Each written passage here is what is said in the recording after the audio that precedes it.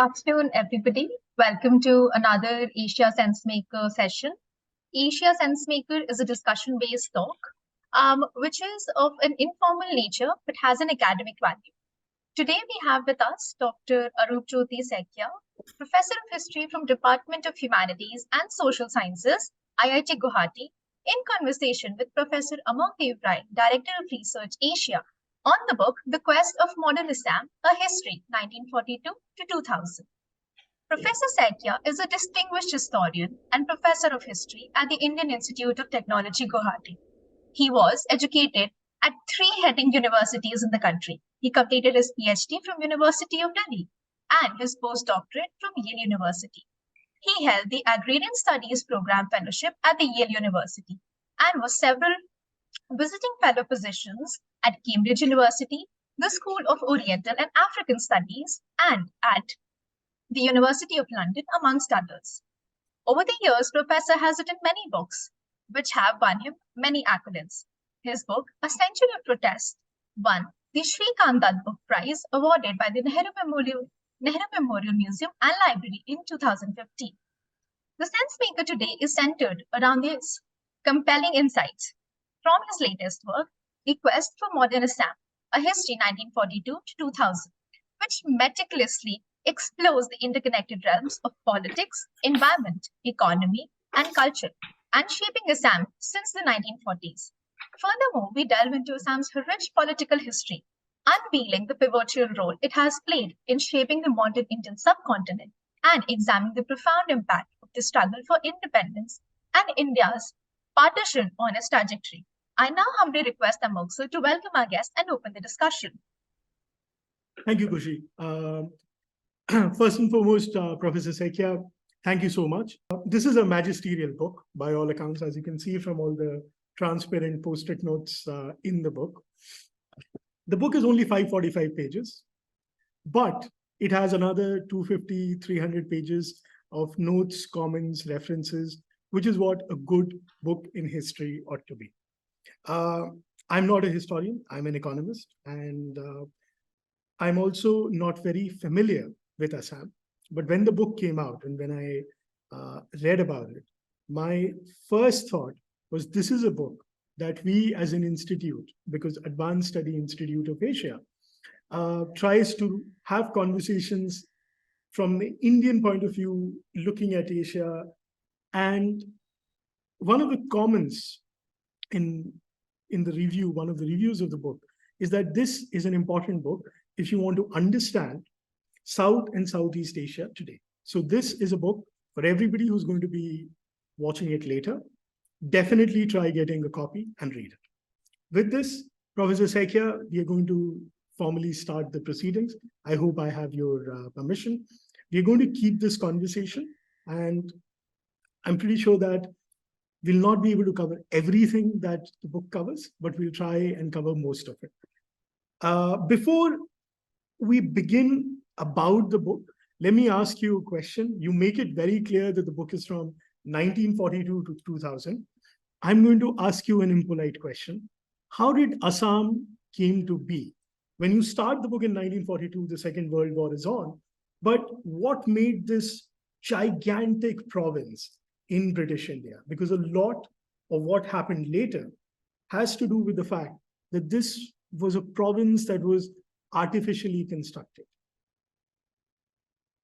Yeah, Professor Rai, you're absolutely on point, right? And this is the big thing. You know, in the mid-20th century, Assam was a different province altogether. It was not because of something big political. It was an essentially a colonial story.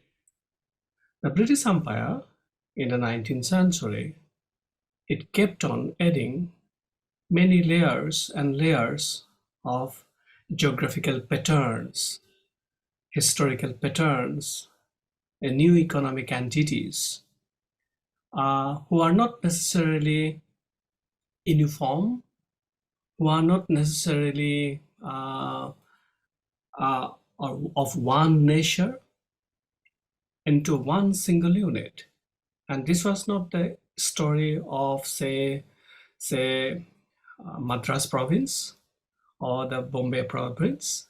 It was a different story altogether. Throughout the 19th century, this disjointed geographical, political, environmental, and ecological units of India's East, it came to be added to a tiny geographical unit. And this process actually happened over 1820s to the 1890s. It is an extraordinarily long time period. More obviously would be added later in the early 20th century, but those remain still partly governed, or they remain beyond the formal network of governance or administration. These units which become part of Assam, it also had many expectations or different kind of expectations. And this is not only about different geographies, there are also different environmental units. For example, the hill districts of Assam, for example, as they would be called, say, Naga Hills, Lusai Hills, Khasi and Jaintia Hills, these always had a completely different historical journeys, environmental journeys, and the cultural experiences. Economically also they had different kind of trajectories. However, the British succeeded in bringing them and creating in one single political unit, as it would be called, the Chief Commissioner's Province of Assam.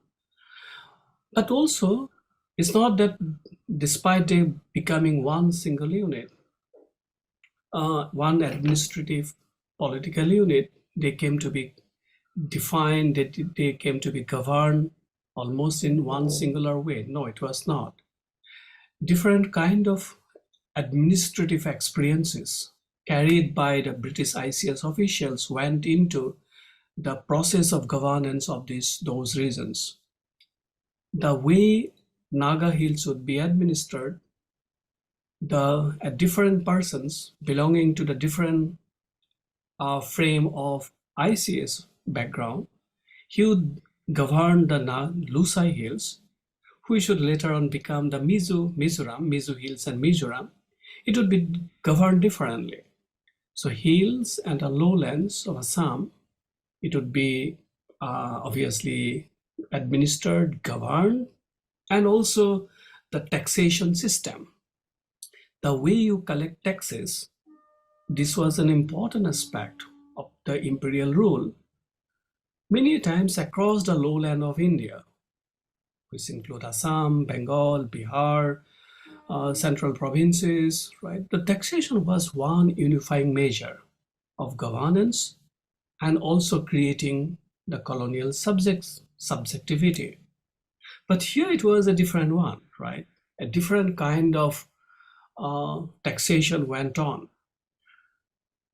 So this brief note, which I have just said, it essentially produced a complex province, and for a long period of time, it remained beyond the Bengal regulations. It came to be known as a Chief Commissioner's Province. Hence, all laws passed in this region came to be known as the regulations, not an act. So legislatively, it was also a complex story.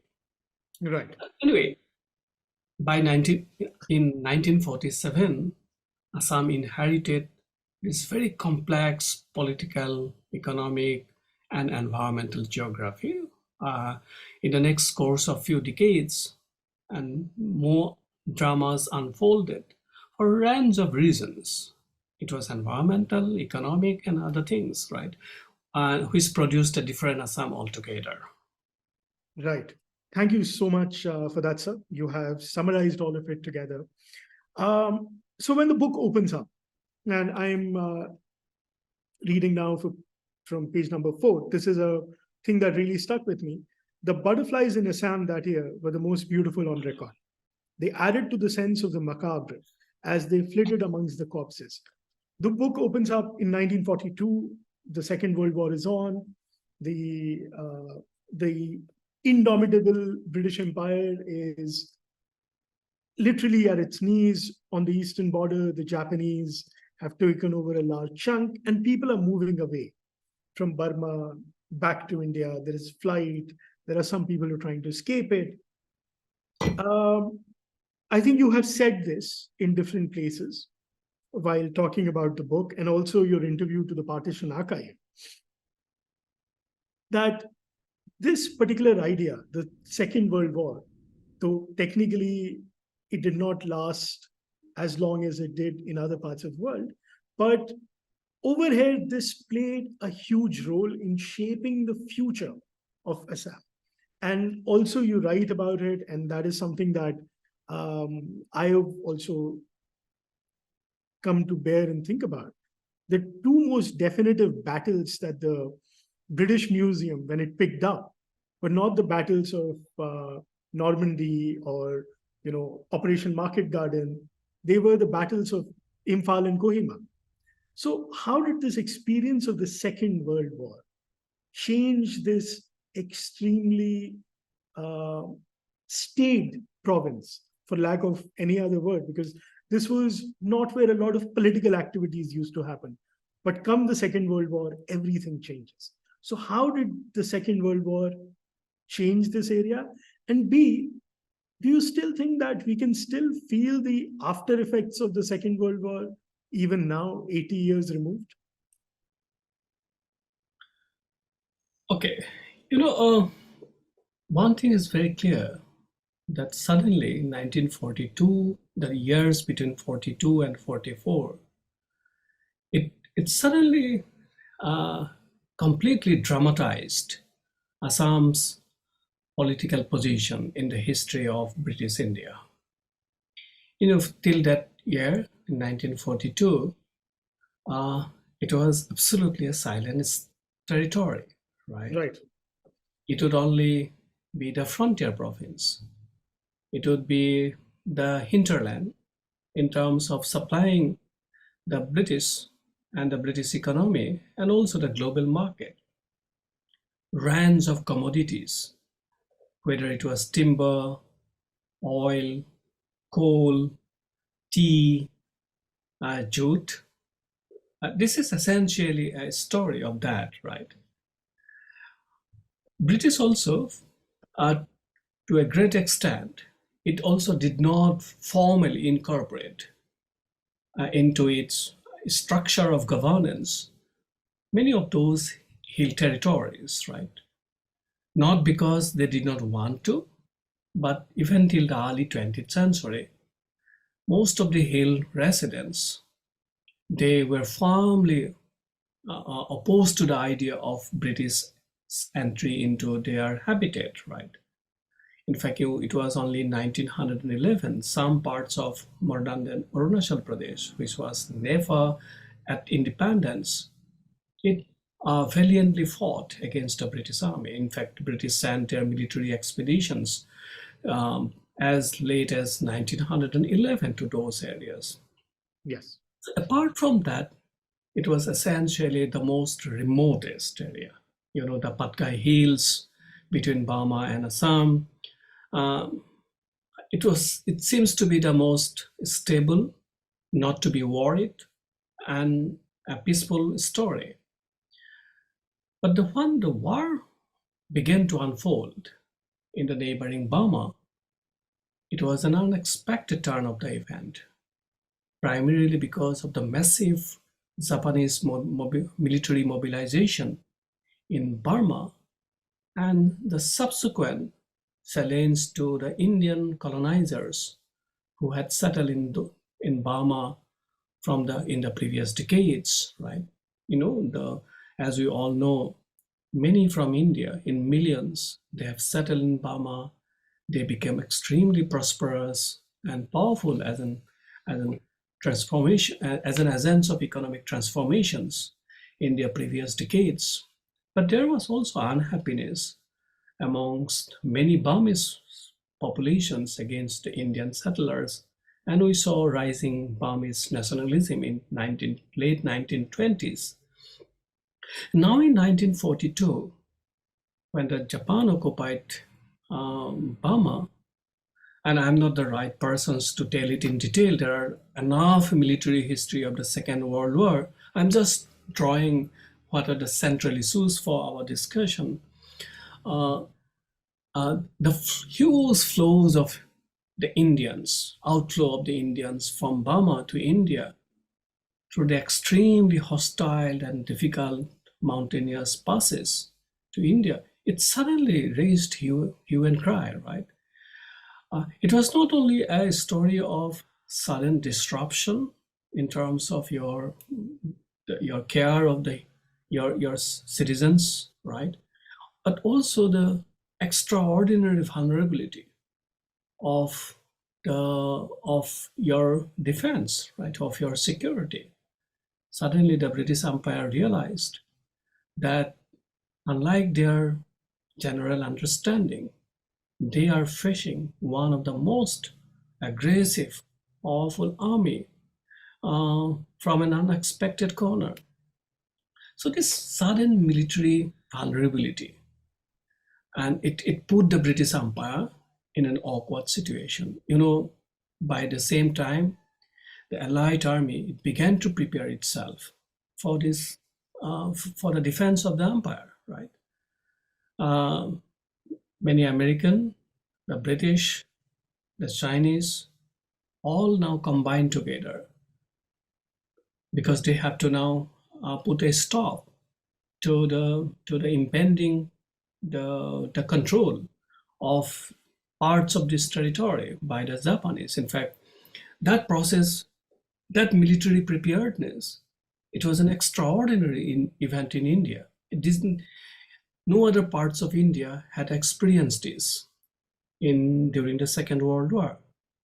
The military takeover of these regions, for example, the transport infrastructure of Assam's railways by the American Army, then the control of many installations, public places, or recruitment of the local populations for the military. It all came suddenly. Essentially, the vulnerability of these regions became awkward, and it was an unexpected. Fortunately, the local residents, particularly those who were from the hills, they extended the olive branch to the British Empire. Many of them stood solidly behind this Allied army's military expeditions against the Japanese, and they actually fought a physical war, though, as you rightly said, it did not last for a longer period. But those were the actual war that India had experienced in recent times. 1944 war in Kohima and in Imphal, it was the actual presence of the Japanese army. However, there was other worries. The Japanese military and its intelligence, it also started campaigning against the British. They started distributing pamphlets that be part of us, extend support to they distributed leaflets amongst the local populations. Many times those are written in Bengali, and these are available in the British Library now. Say that give us support because the British are your enemies, they are our enemies, so we should fight against them collectively. So I think this is definitely a worrisome situation. You have not seen a war in the previous century. Now suddenly in this time, a major war, which forced the British to retreat from Burma. In the larger periphery of the Indian subcontinent, this was the biggest defeat for the British. Right. From that perspective, I think it was major situations. But more importantly, when the Japanese army formally retreated from the Indian soil, they also left behind many trails of violence and other things. And it had serious impact on the local communities. For many days, for many months, the local communities, the residents of the Assam's hill districts, they could not really get enough supplies of food. And more importantly, it was a huge psychological impact on their larger presence or their larger existence. But they also left behind an extraordinary volume of weapons, and these weapons, in fact, became a critical element for the communist mobilizations that happened across many districts of Assam in the late 1940s and the early 1950s. For example, in Assam, many of the communists, in fact, that Assam had a very powerful presence of the communist mobilizations around 48, 49, 50, and they were heavily dependent on the arms left behind by this. But I think the military and the other understanding, it will have silent and invisible impact on the future political rebels of these regions.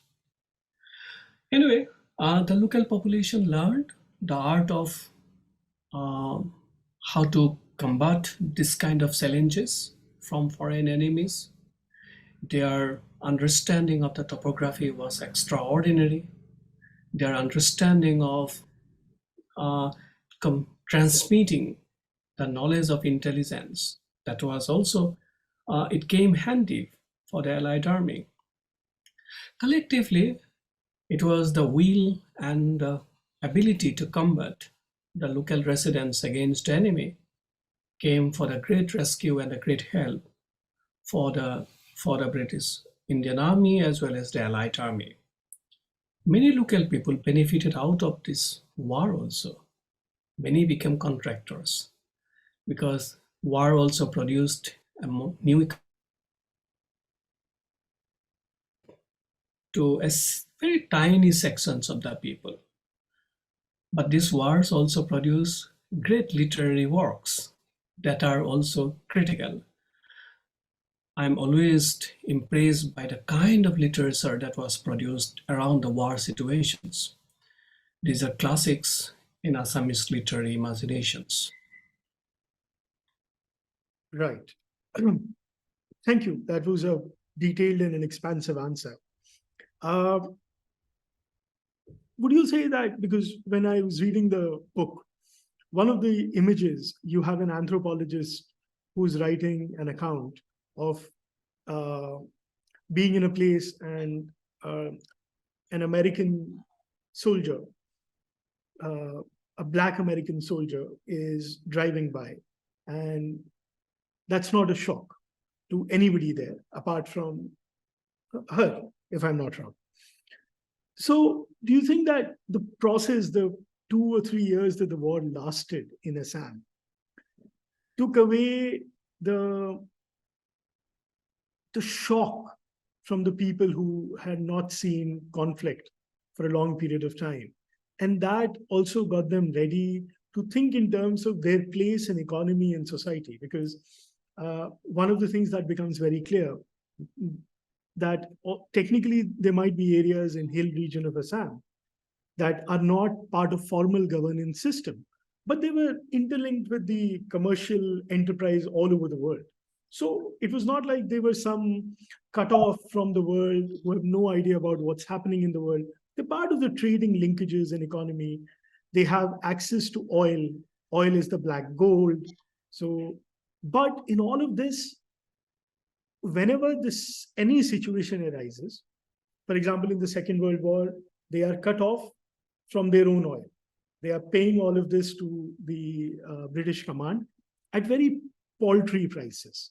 They're not getting any resources. And one of the things that becomes very clear, and you've also just talked about it, people are migrating in. A new regiment of the Indian Army has to be created. All of this has to be funded by the Assam state. There is no help coming from Delhi. Do you think that that also then later on what would happen in Assam, say the ASU movement or the Assamese movement, getting the new university together, the Assam identity movement, all of this created or left behind this idea from Second World War that we have to do all of this by ourselves, no help is coming our way? You're absolutely right. Probably future historians, they will pay more attention to this in terms of unearthing a really good archive to unfold these dichotomies, these anxieties more comprehensively. But whatever you have said, these are described in the book, but these are the worries. Let me begin by emphasizing one point. Though Assam was supposed to be a frontier province, it is not a frontier province in that sense. Right. Geographically, it is a frontier province, but in terms of global exchange of commodities, it was at the center, right? It was in between China and part of a larger global economy. Commodity network. Right. It was exchanges were going on despite a very difficult geography. The traders continue to traverse, right? There may not be a major national highway, but it did not mean that no commerce was going on. It was at the center of these ideas. But more importantly, I think throughout the 19th and the early 20th century, particularly the hills, as they increasingly become part of a larger Christian acculturation. The stories of the war, they were also well known, but also the other lowland areas, plains of Assam, plains of Barak Valley, plains of Manipur and other areas. The English and other languages also helped the local intelligentsia to be actively part of this global exchange of ideas. Things that are happening in Soviet Russia, things that are happening in Europe, everything was, it was part of your everyday discussions amongst the intelligentsia. Early, mid in the 19th century, and very young Assamese person, right? He was in his mid-20s. He wrote an encyclopedia of the global knowledge, right? Intended for the Assamese students. Why I brought these issues, right? Just to say that though it may be a frontier province in terms of the British arrangement of Indian geography, economically it remained critical and it continued to be a destination for global capital. Think of the massive investment that the British had done in the 19th century, as you said, for oil, for coal, limestones, for timber, and also the tea. These were the biggest investments that was done in the 19th century. But the issue is that when the war took place, by this time, the larger or the majority of the Indian political leaderships, Nehru and all others, right, they were firmly busy in the process of intense negotiation. Second World War also means the Cripps mission, the larger issues of political deliberations about the future of India. These are really intense and moment for the country. India has just recovered from the Quit India movement by the winter of 1942. The country was busy elsewhere, right? So suddenly this World War, when it gripped economically, militarily, as you rightly pointed out, entire burden of finance, right? It was given to Assam. Assam was at the time, it was under the control of Muslim League-led government, right? So they have to also now bear the burden, right? Suddenly the land revenue tax, it went up, right? Because you have to bear the burden of these things. The taxation on the petroleum, taxation on tea, everything went up suddenly because you have to bear the burden. A section of the leadership, political leadership across party lines, they knew that Assam has been unnecessarily put into the trouble, right? I do not know whether it exactly got translated into the ideas of a more vibrant federal structures, because across the country, the issue of a future federal India, it was now debated, talked about in the local languages, whether it was in Tamil, whether it was in Assamese, right? These ideas were talked and debated because we are yet to write our constitution, right? That process will now soon take over, right? But this sense of grievance, right? It was definitely there, and many actually was talking about what would be the future of Assam post-war. What kind of federal experiment, what kind of economic right Assam must have. These were also slowly being discussed by Assamese intelligentsia, obviously in a very feeble manner in 44, in 45, like that. But as you rightly pointed out, and let me repeat it again, the 44, 45, it was a traumatic time because the recovery from the war, it was not along the expected line, right? Not enough support came from the British government in India to recover, right? People were mostly left to restore their confidence and their economic programs on their own, very limited support in terms of rebuilding their houses, roads, and other things. This was essentially a painful experience. I do not know how much that legacy was remembered, but obviously at a little later time, almost 20 years later, the 62, suddenly during the Indo-China War, this sense of left alone, right? Sense of though it was not exactly true. Nehru's government, it was quite active. It tried its best to be emotionally at least quite so. Wars are not easy thing. These are really difficult experience. And so those things happen, but these are of a different scale altogether. Right, absolutely. So now we are going to, though the Second World War is a very interesting, we're going to say goodbye to Second World War and switch to partition. So when one reads India Wins Freedom by Maulana Abul Kalam Azad, or one reads about the amazing scholarly output of Ramchandra Guha when it comes to both the Gandhi books as they have come about, or if one were to read Dominic Lapierre and company's Freedom at Midnight, you get a sense of contested partition in the north and in the east, Bangladesh. But one of the surprising elements from the book was how much we do not know about what was happening in Assam. I, for one, had no idea about it.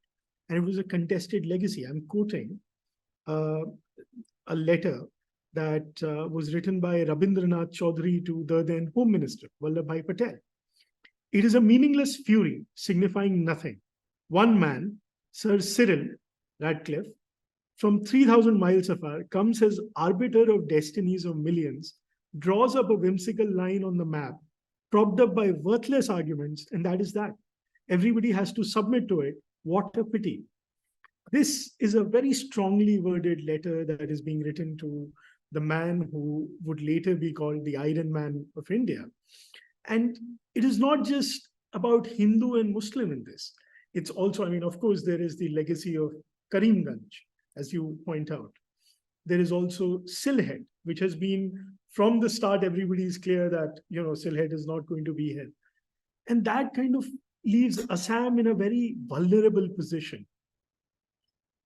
Would you shed some light on this exercise around partition? What was happening? What happened? Where did the kernel of the idea begin? We should go back to 1944 or 42, 44 again. This was the most critical time. In fact, Assam's journey to 1947, it begins not in 47, it exactly begins somewhere 42, 44. And, as you have rightly pointed out, our partition understanding is essentially the tragic development that took place in Punjab, in Bengal, right? These were extraordinarily. The human cost was innumerable, right? And the historians have obviously done extraordinary work to tell it in a most poignant manner, right? But Assam was also a cruel victim of the partition story. I would suggest that, and I'm sure not many can, or not necessarily agree with me, the story begins 42, 44 when all of a sudden, right, suddenly Assam became part of the Muslim League's schema of Pakistan, that at some point Assam can also become part of future Pakistan, right?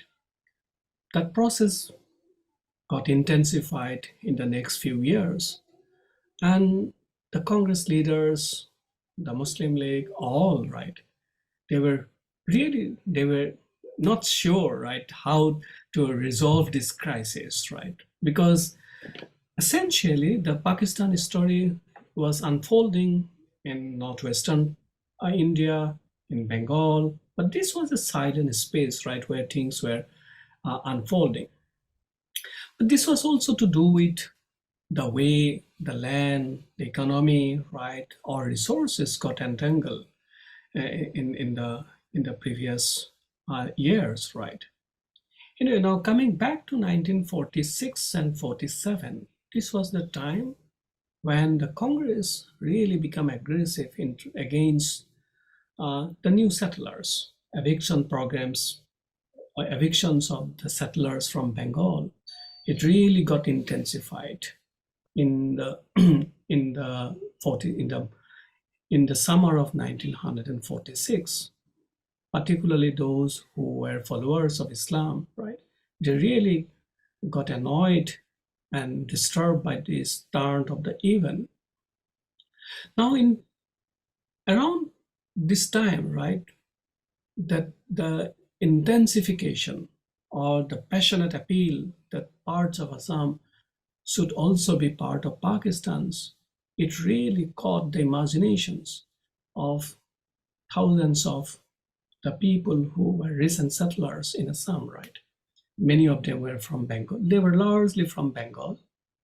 They thought that Pakistan would essentially help them to get basic economic benefits out of that.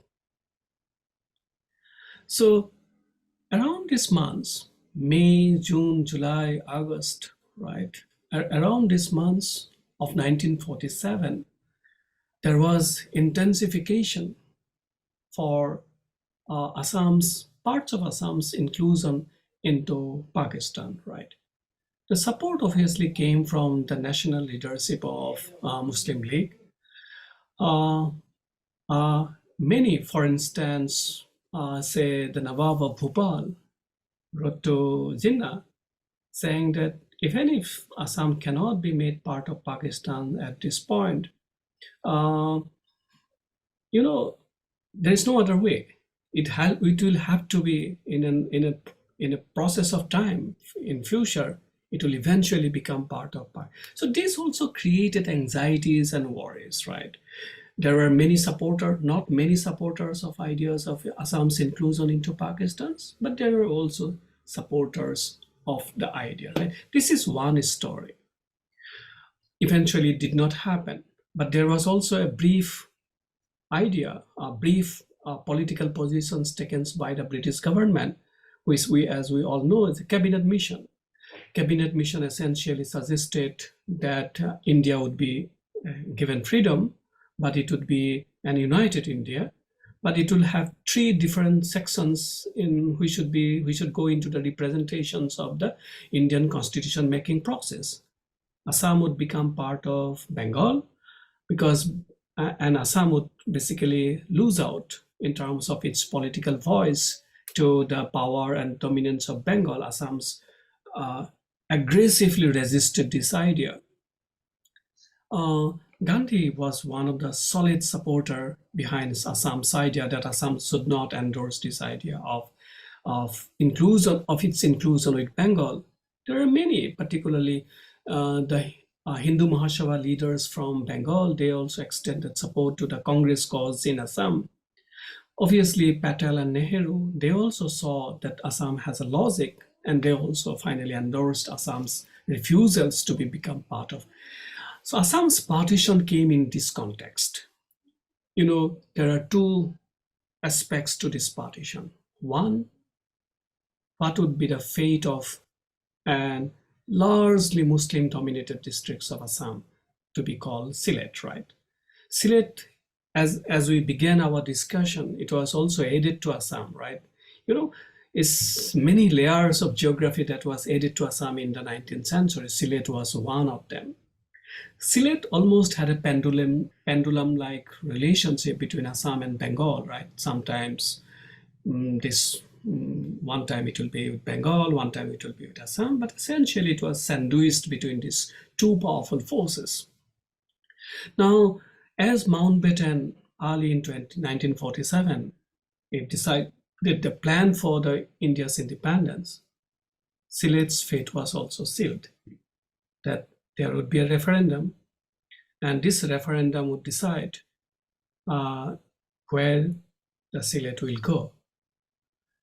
The referendum took place during the rainy months of July, on the 6th and 7th of July 1947, and eventually the results were declared of this referendum that Sylhet it decided to be part of East Pakistan, right? But then the question of the demarcation of the boundary, what kind of boundary? Some within the Muslim League, they thought that this demarcation is not only about Sylhet. This demarcation should be also about all the Muslim-dominated areas of Assam, right? So that also created a new anxiety, right? So this thing should, where is the turn of the event?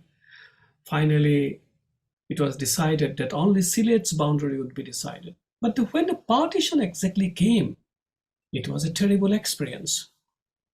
It was an experience of a broken and a disturbed transport linkages. You know, Assam in the 19th and early 20th century, it got connected to the pan-Indian economic processes through a very well-established transport infrastructure. Railway was one of the very formidable transport infrastructures, right? Passing through the mountains, passing across the muddy and flat plains, right? Assam's goods would be transported, or goods from other parts will also come to Assam, right? It was a very complex network, but suddenly this partition, it put a stop to this dynamic transport infrastructure. How the tea produced in Assam will now move to India. How the jute produced in Assam will move to India. Or the oranges produced in the Khasi and Jaintia hills will go to Bengal. Or other kind of spices that are produced in Khasi Jaintia hills, they will move, right? It was an extraordinary chaotic situation. To rebuild that transport infrastructure, it was not an easy thing. First of all, to build a transport infrastructures, you have to really make conquest of extremely volatile torrential rivers, right, across the northern Bengal. But I think this is where the success, the ability and the skill of the Indian technocrats became extremely powerful, right? They quickly win over those hostile landscape. They built railway bridges, rebuild the railway networks and like that. This is one aspect. By 1950, transport infrastructure with Indian economy was quick. It was rebuilt. I think the speed and the challenges that the Indian engineers and the politicians succeeded in overcoming, it is heroic in that sense. Historians should not use this word heroic, but it is extraordinary because of the effort. And otherwise, the entire, all those industries would have collapsed, and it would have been a chaotic situation for those economic infrastructures. But more importantly, I think it is the disruptions into your everyday life. Your life is distributed across landscapes, your paddy fields, your grazing field, the movement of your cattle, right, or your families, everything really got disturbed. And it took really, really long decades to overcome this process. This transfer of the enclaves between India and Bangladesh, as we all know, it was settled in recent years, right? And also the human mobility across these landscapes, they came to be seen more with a very hostile language, right? Because of this, of the burden that was inflicted by the partition. More and more very good scholarships have been produced now by anthropologists and others on the experience of this partition. In fact, along with my book, those anthropologists' excellent work also needs to be now seen and read to get a better sense of what exactly happened to the life of humans, to the commodities, or also about the other non-humans, right? What exactly happened to them because of this partition? That partition is not essentially about the death of people or the uprooting of millions of people. It is not. It needs to be seen from another lens altogether. I think that, and it's one of the good things about the book, that one of the striking feature that comes out is the uprooting of the environment in Assam. But that's an area that we'll have to absolutely skip over, because there is a lot more that we have to cover. So this then brings me to the sort of a confluence or the pressure in the Constituent Assembly that you draw out. So you have people who are part of the Constituent Assembly who are representing Assam, and there is the Assam intelligentsia, which is keeping an eye out.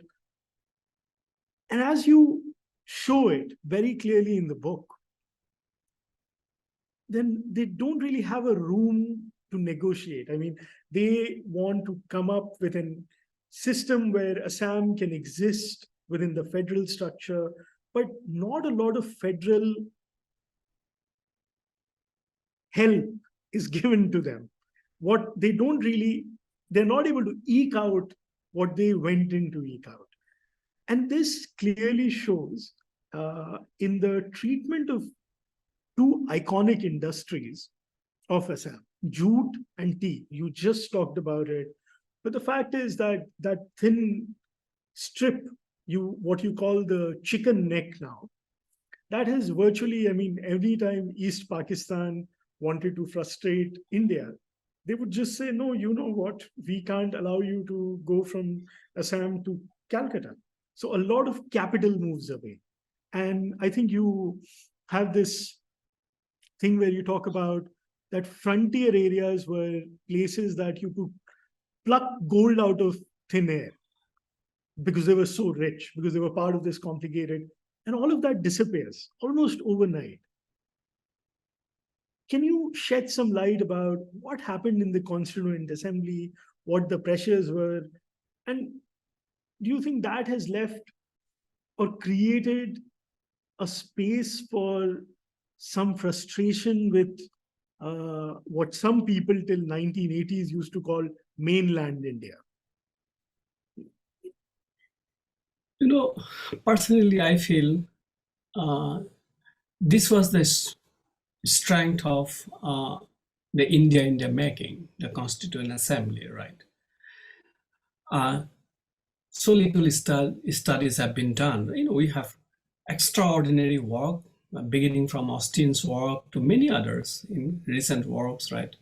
We keep on discussing, but the Constitution is also about the history of the Indian provinces, right? It is not only about some things that are about the Delhi Darbar, right? It is not only about Nehru.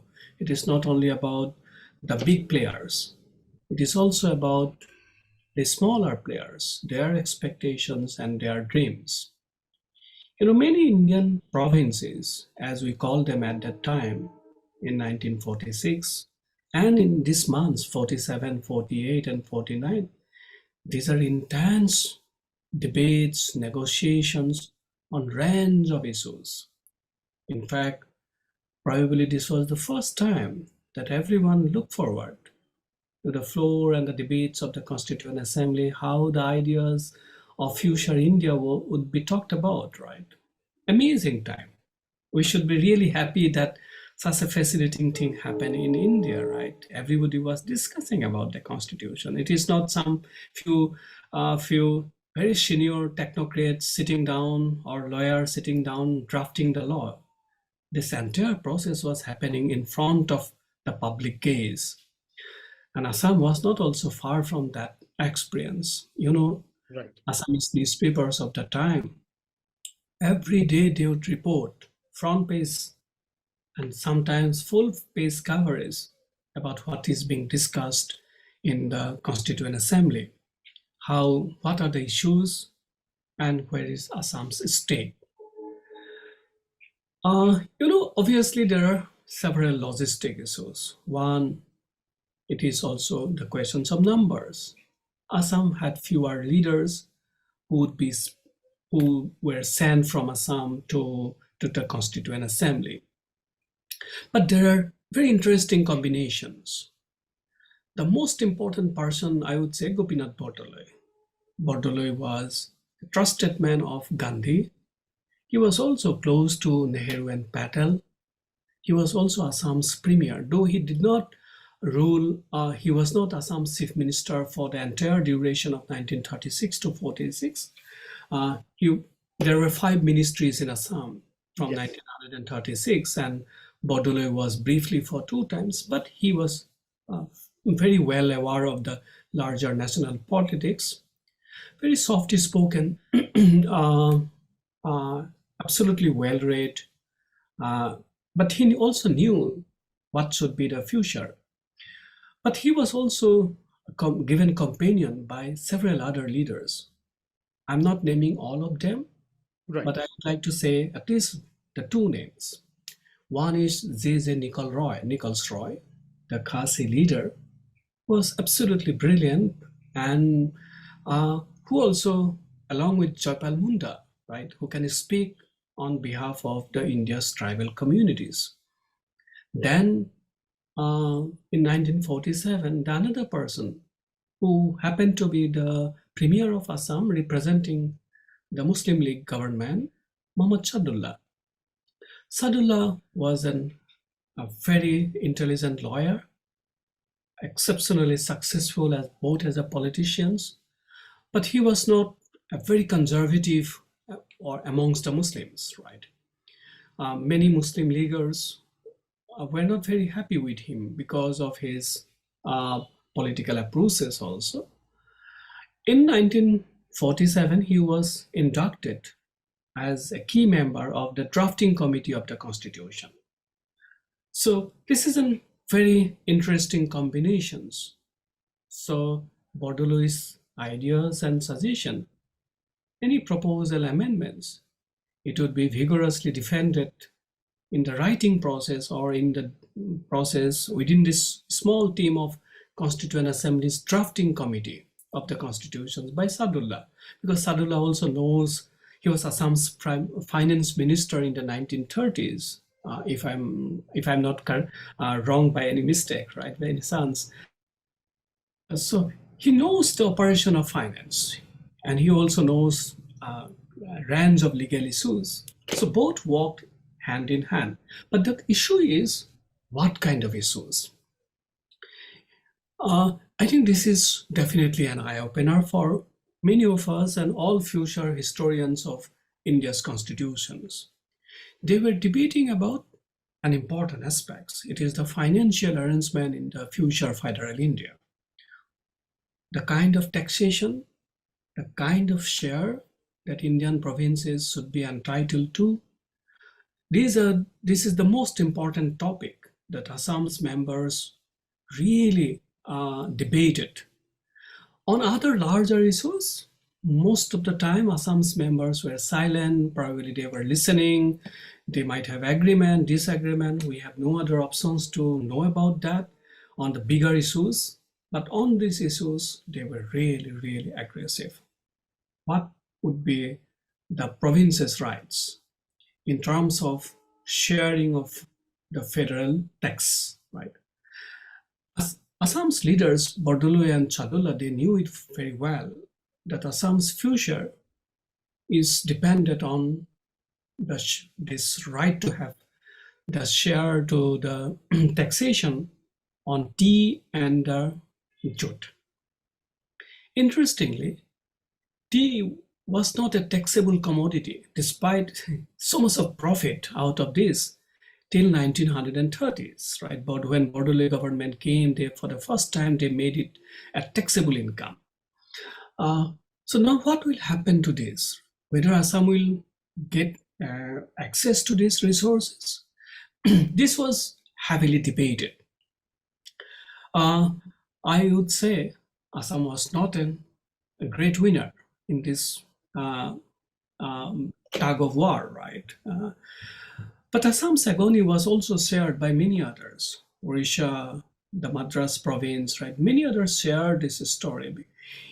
The idea of Republic of India, it was also based on it would be successful on this idea of sharing of the resources, as we know from the experience of Republic of India in the later decades. This is one aspect. But the most important aspect is that of the framing of the Sixth Schedule. Sixth Schedule, which provided some amount of autonomy to the hill districts of Assam.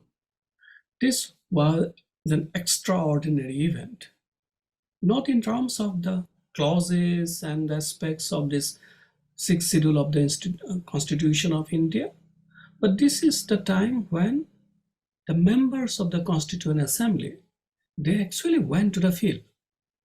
They became anthropologists.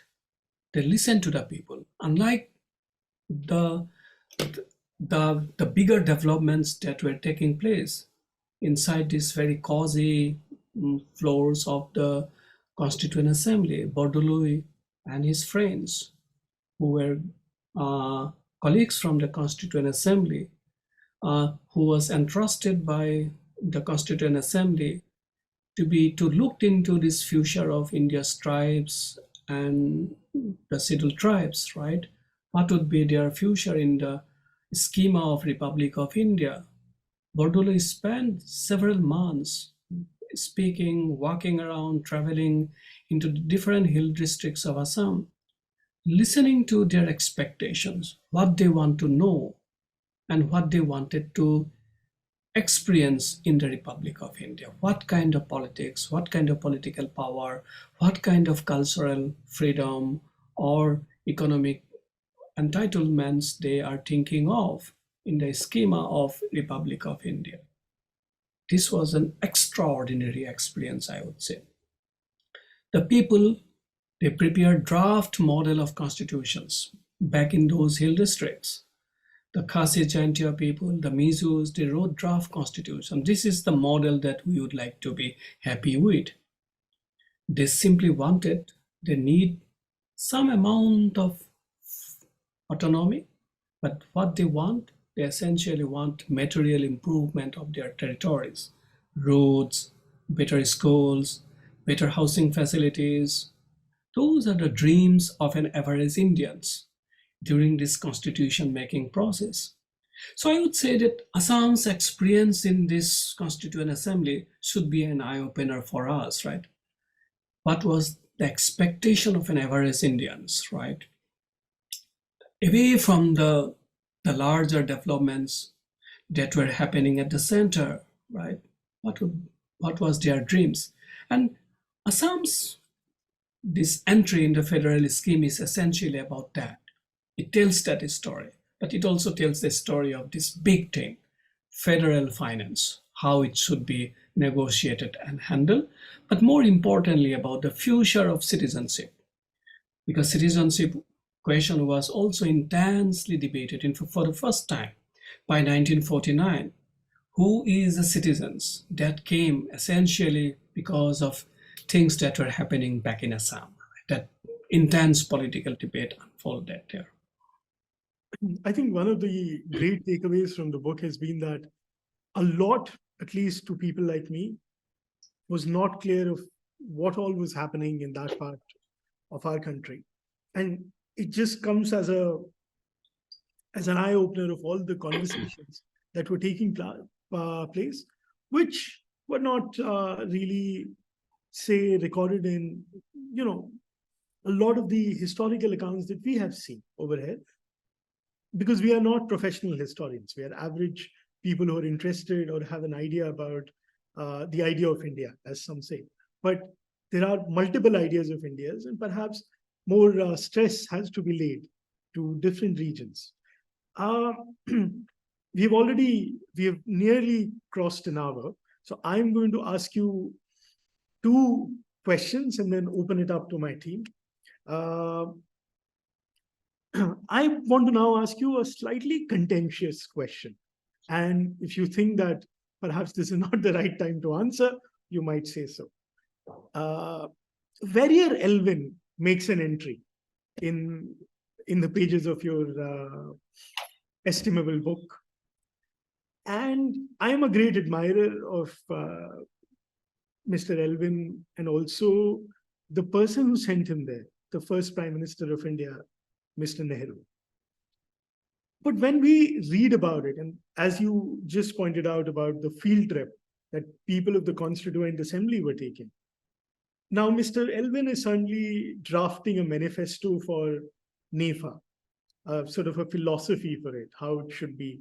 For those who don't know, it's a Northeastern Frontier Agency. That's the highlands of Assam, now largely Arunachal Pradesh. And during all of this, one of the actors of the Second World War, that's China, they certainly have decided that, we also have certain claims in this part of the world. Is there some amount of, let's say, lack of clear and coherent policy from the government in Delhi